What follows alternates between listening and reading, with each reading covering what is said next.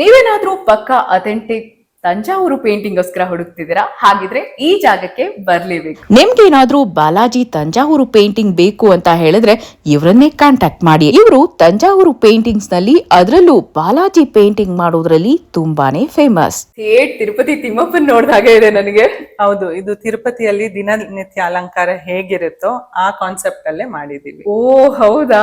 ನೀವ್ ನೋಡ್ತಾ ಇದ್ದೀರಲ್ಲ 5x6 inches ಪೇಂಟಿಂಗ್, ಈ ಸೈಜ್ ನಿಂದ ಹಿಡಿದು ಈ ಸೈಜ್ ತನಕನು, ದಿಸ್ ಇಸ್ 3x4 feet ತನಕನು ಡಿಸ್ಪ್ಲೇ ಅಲ್ಲಿದೆ. ನಿಮ್ಗೆ ಬಾಲಾಜಿ ಲಕ್ಷ್ಮಿ ಪೇಂಟಿಂಗ್ ಬೇಕಾ, ನಿಮ್ಗೆ ಬಾಲಾಜಿ ಪದ್ಮಾವತಿ ಇರುವಂತ ಪೇಂಟಿಂಗ್ ಬೇಕಾ, ಎಲ್ಲಾ ತರದ್ದು ಕೂಡ ಸಿಗುತ್ತೆ. ಇಲ್ಲಿ ನೋಡಿ, ಪಾದಲಕ್ಷ್ಮಿ ಅಂತಾರೆ.